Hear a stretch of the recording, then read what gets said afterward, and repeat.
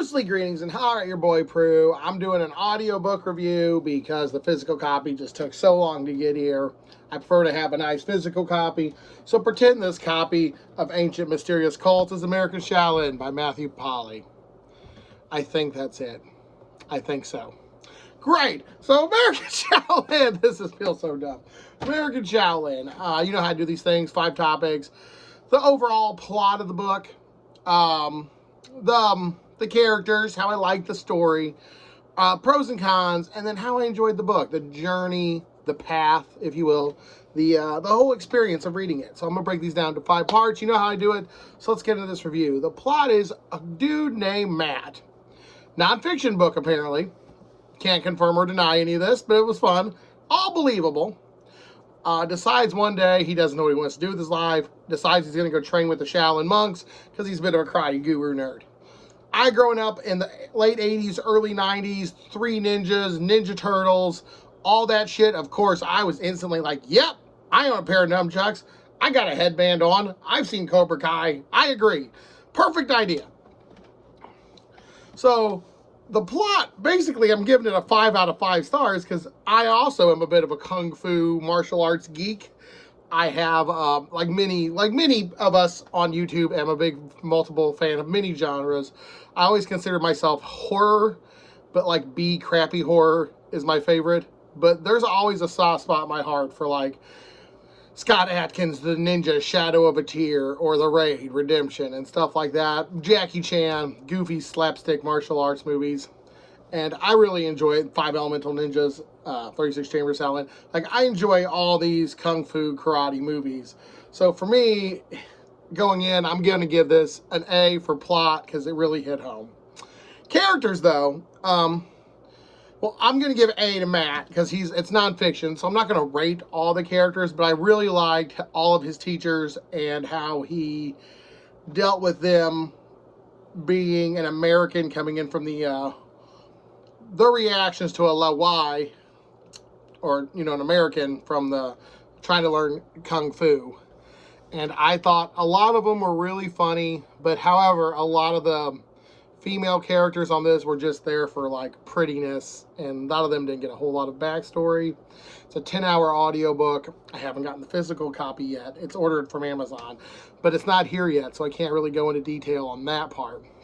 But let's do pros and cons. Pros, kind of funny. There's some funny parts. You do learn a little bit about Japanese/Chinese culture there. Got a kitty. Sori's also a big fan of the Kung Fu movies, aren't you? Yeah.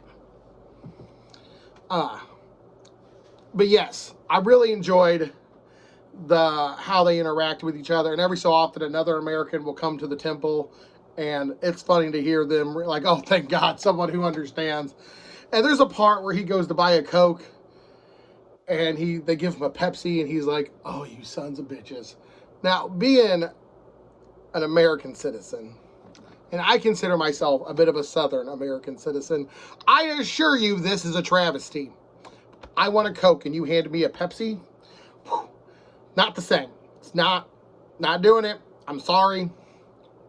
If I want a Mountain Dew product, I go with Mountain Dew. So, with that being said, I enjoyed all the characters. I enjoyed how they interact with each other. Now let's do pros and cons. I know you're thinking this book's against swimming reviews. We'll get to the cons section later. Pros, relatable content. Hella relatable content. You get to learn some stuff. And I was never bored throughout this whole book. I knew what I was getting. I knew there was going to be a martial arts tournament going in. Just because it's a karate book, there's always a martial arts tournament. It's anime. There's always it's Mortal Kombat. Got it. Perfect. Ooh, that's a good tattoo. That might go right here.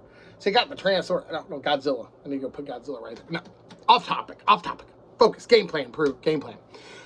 Cons. Okay, cons. The parts of this book I didn't like was, I bet, I don't know how many pages this book is, but of the 10-hour audiobook, 3 hours of it is them talking about socialism over communism over whatever it is the fuck we have here, capitalism, and the exchange rates of money and buying shit. And so I was often pulled out of my disposition.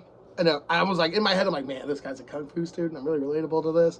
But I keep getting pulled out of the story to worry about American dollars, the Chinese dollars. And I get it. A part of you is trying to pay your tuition.